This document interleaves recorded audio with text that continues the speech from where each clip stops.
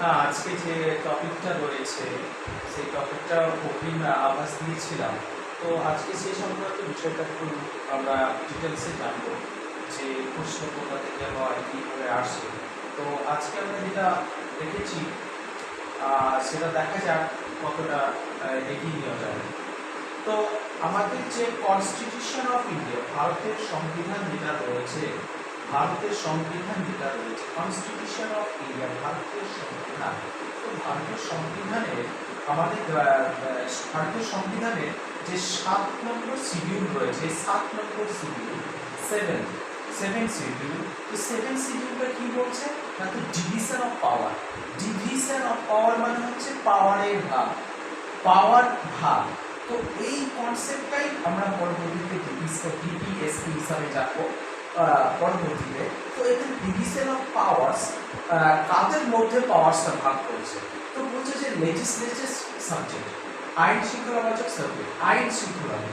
তো বলছে লেজিসলেটিভ সাবজেক্টটাকেই আমরা 3টে ভাগে ভাগ করতে পারি, যেটা ডিভিশন অফ পাওয়ার হিসেবে আমরা কাজ করব।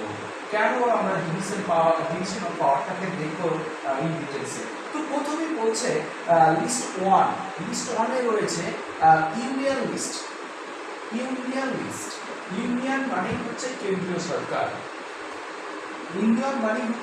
কেন্দ্রীয় সরকার। তাই এখানে বলছে যে ইউনিয়ন লিস্টের উপযোগ্য বিষয়টা হচ্ছে central government has the power to make laws. Central গভর্নমেন্টের কিন্তু ক্ষমতা রয়েছে নতুন আইন তৈরি করার। এক্ষেত্রে বিষয় একটা বলে রাখি, পার্লামেন্ট কিন্তু ল মেক্সের জন্যই তৈরি হয়, কিন্তু সেন্ট্রাল গভর্নমেন্ট এটা আমাদের রয়েছে যে central government has the power to make loss.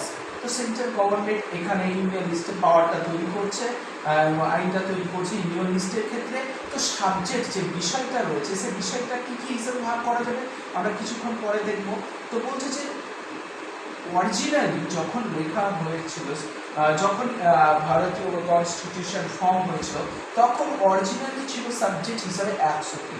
বর্তমানে এটা পরিবর্তন হয়ে 97টি সাবজেক্টে পরিণত হয়েছে। তো পরবর্তীতে এটা দেখো স্টেট লিস্ট মানে হচ্ছে, তোমার তো জানো স্টেট মানে রাজ্য। তো রাজ্য তালিকা, এটাকে বলছে রাজ্য তালিকা, আর এটা হচ্ছে কেন্দ্রীয় তালিকা। তো রাজ্য তালিকায় কি বলছে, state government has the power to make laws. মানে রাজ্য তালিকায় রাজ্যের আইন তৈরি করবে, কেন্দ্রের আইন তৈরি করবে। এখানে আমরা সেটাই দেখলাম যে কেন্দ্রের আইন তৈরি করছে, রাজ্যের আইন তৈরি করছে। তো বলছে সাবজেক্টটা কি ছিল, প্রথমের দিকে সাবজেক্টটা যেটা অরিজিনালি সাবজেক্ট ছিল 66টা, সেটা বর্তমানে প্রেজেন্ট হয়ে গেছে 59টি রয়েছে। তো এবার দেখা যাক, এইখানে আমরা লিস্ট 3তে দেখব যে কনকারেন্ট লিস্ট মানে কি।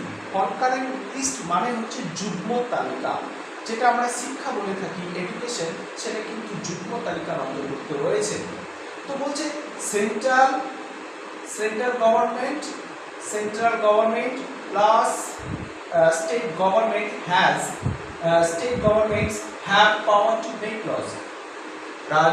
রাজ্য ও কেন্দ্র দুজনেই মিলে কিন্তু কনকারেন্ট লিস্টে ওরা আইন শৃঙ্খলা তৈরি করবে। তো যখন কনস্টিটিউশন ফর্ম হয়েছিল তখন তাদের সাবজেক্ট ছিল 47টি, এখন বর্তমানে সাবজেক্ট রয়েছে 52টি। তো এবার বিষয় হচ্ছে যে 3টে ভাগে ভাগ তো আমরা করলাম। এবার 3টে ভাগে ভাগ করার মধ্যে একটা বিষয় মনে রাখতে হবে, এই 3টে লিস্ট ছাড়াও অন্যান্য সাবজেক্ট যেগুলো পাবো আমরা, পাচ্ছি, সেটা কি। তো এই 3টে লিস্ট ছাড়াও কিন্তু আরো সাবজেক্ট নতুন অন্তর্ভুক্ত হতেই পারে। তো এখানে প্রশ্নটা যে অন্তর্ভুক্ত হতেই পারে, হয়তো অবশ্যই, তাই সেটাকে বলবো আমরা আদার্স পাওয়ার্স, মানে অবশিষ্ট ক্ষমতা। আদার্স পাওয়ার্স মিন্স মানে কি, মানে হচ্ছে রেসিডুয়ারি পাওয়ার, মানে অবশিষ্ট ক্ষমতা। তো আমাদের ভারতীয় সংবিধানে রেসিডুয়ারি পাওয়ারটি দেওয়া হয়েছে ভেস্টেড মানে দেওয়া হয়েছে কাকে, পার্লামেন্টকে। তো আমাদের রেসিডুয়ারি পাওয়ারটা দেওয়া হয়েছে পার্লামেন্টকে। তোমরা জানো পার্লামেন্ট 3টে জিনিস নিয়ে তৈরি হয়, প্রেসিডেন্ট, লোকসভা, রাজ্যসভা। লোকসভাকে ডিজলভ করতে পারে প্রেসিডেন্ট, কিন্তু রাজ্যসভা পার্মানেন্ট বডি। এই তিনজনা মিলে কিন্তু আমাদের তৈরি হচ্ছে পার্লামেন্ট। তো এখানে দেখবো যে রেসিডুয়ারি পাওয়ার মানে অবশিষ্ট ক্ষমতা কোথা থেকে নেওয়া হয়েছে বা কোন দেশ থেকে নেওয়া হয়েছে, যেটা বলবো আমরা কানাডা থেকে নেওয়া হয়েছে। কানাডা থেকে নেওয়া হয়েছে রেসিডুয়ারি পাওয়ার। রেসিডুয়ারি পাওয়ারটা নিয়েছে কানাডা থেকে। এবার রেসিডুয়ারি পাওয়ারসটা কোথায় থাকে, যে রেসিডুয়ারি পাওয়ারটা কে পার্লামেন্ট তো এটা তৈরি করে, তো সেটা কার উপর ভিত্তি করে থাকবে, তো বলছে সেন্টারের উপর ভিত্তি করে থাকবে। সেন্টার যেটা করবে সেটাই সেন্টার ততক্ষণে তো পার্লামেন্টের কাছাকাছি যেটা পাবো আমরা।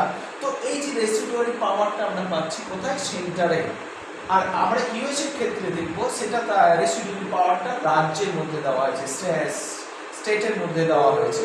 তো কনস্টিটিউশন অফ ইন্ডিয়া, তো আমরা যেখানে ছিলাম সেই জায়গাটা ছিল যে concurrent list, union list, concurrent list and state list. তো আমরা এখানে বলেছিলাম যে ইউনিয়ন লিস্টে কে বানাচ্ছে, ইউনিয়ন লিস্টে তো হচ্ছে সেন্টার বানাবে, আইন সাবজেক্টগুলোকে ডিটারমাইন করছে সেন্টার। কনকারেন্ট লিস্টে আমরা পাবো centre and state concurrent list. আর স্টেট লিস্টও তোমরা জানো, এই লিস্টের ভিতরে যে তিনটে ভাগে ভাগ করেছি, মোস্ট ইম্পর্টেন্ট জোন হচ্ছে এই উদাহরণগুলো। এই উদাহরণগুলোই এক্সামে দিয়ে থাকে, এই এক্সাম্পলগুলোই দিয়ে থাকে। 4টে করে অপশন দেওয়া থাকবে, যে কোনো একটা বলবে থ্রো আউট, যে কোনো একটা সঠিকটি বেছে নাও।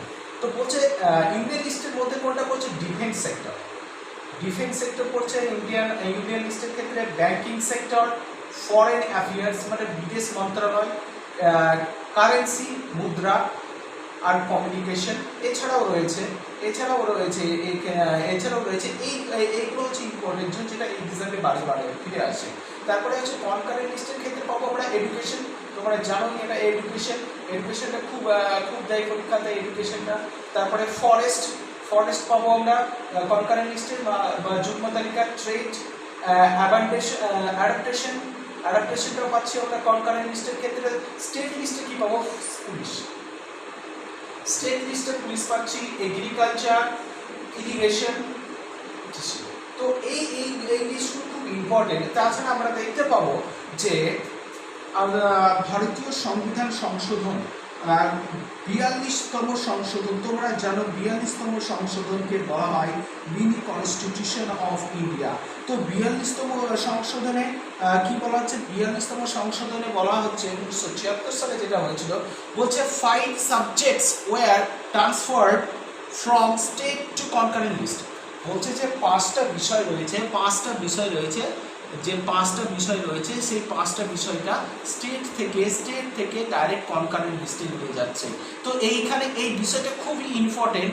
এখান থেকে এমসিকিউ প্যাটার্নগুলো যখন দেয়, এমসিকিউ প্যাটার্ন যখন দেবে, তোমাদের মনে রাখতে হবে এই লিস্টগুলো থেকে এখন বর্তমানে যেভাবে প্রশ্নের প্রকৃতি বদলাচ্ছে, সেক্ষেত্রে দেখতে পাবে এই জোন থেকে দিতে পারে। এডুকেশনটা কবে চেঞ্জ হচ্ছে, 76 সালে হচ্ছে কনকারেন্ট লিস্টে। ফরেস্ট পড়ছে, ওয়েট অ্যান্ড ডেজার্টস পড়ছে, protection of wild animals and birds, administration of justice. এই যে এই 5টা লিস্ট আগে ছিল কোথায়, স্টেট লিস্টে, সেটাকে বর্তমানে এখন কোথায় নিয়ে যাওয়া হলো, কনকারেন্ট লিস্টে। কততম সংবিধান সংশোধনে, 42তম সংশোধনে। কত সালে, 1976 সালে। তো এইটা হচ্ছে তার আসল পরিচয়। এই জোনটার থেকে খুবই কোশ্চেন ধরে, এই জোনটা খুবই ইম্পর্টেন্ট জোন, এই জন্য আমি লিখেছি ইম্পর্টেন্ট জোন। এবার আমরা দেখবো যে state list, concurrent list, union লিস্টের যে ব্যাকগ্রাউন্ডটা, আসল ব্যাকগ্রাউন্ডটা কি, তার পেছনের পরিভাবটা কি। তো ব্যাকগ্রাউন্ডের ক্ষেত্রে আমরা দেখতে পাবো গভর্নমেন্ট অফ ইন্ডিয়া অ্যাক্ট 1935, 1935 সালে যে ভারত শাসন আইন বেরিয়েছিল, সেই আইনের ক্ষেত্রে আমরা দেখেছিলাম যে 3টে লিস্টের কথা বলেছিল। একটা ছিল ফেডারেল লিস্ট, একটা আছে প্রভিন্সিয়াল লিস্ট, একটা আছে কনকারেন্ট লিস্ট। তো সেই ক্ষেত্রে দেখা গেল যে 3টে লিস্ট বেরিয়েছিল, কিন্তু পাওয়ারটা কাকে দেওয়া হয়েছিল। আমরা একটু আগে বলেছিলাম যে রেসিডুয়ারি পাওয়ারটা কানাডা থেকে নেওয়া হয়েছিল, এবং যেটা তৈরি করা হয়, রেসিডুয়ারি পাওয়ারটা কাকে দেওয়া হয়েছিল, রেসিডুয়ারি পাওয়ারটা দেওয়া হয়েছিল পার্লামেন্টকে।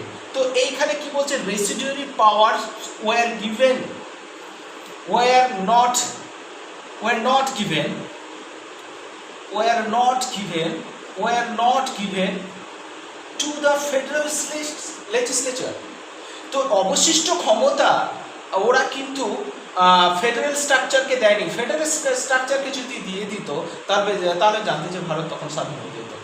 তো ফেডারেল স্ট্রাকচারকে তারা না দিয়ে কাকে দিয়েছিল? গভর্নর জেনারেল অফ ইন্ডিয়াকে দিয়েছিল ওরা ফেডারেল এটা রেসিডিউ পাওয়ারটা, মানে গভর্নর জেনারেল যেটা করবে সেটাই ঠিক, সেটাই মানতে হবে। কিন্তু ওই গভর্নর জেনারেল এই কনসেপ্টটাকে বেসিস করেই আমাদের ইন্ডিয়া, আমাদের ভারতবর্ষ কাকে ফলোস করছে? কানাডিয়ান কনস্টিটিউশনকে ফলোস করে আমাদের এই যে তিনটে জিনিস রয়েছে, রেসিডিউ পাওয়ারটা আমাদের ভারতবর্ষে নিয়েছে কানাডা দেশের অনুকরণে।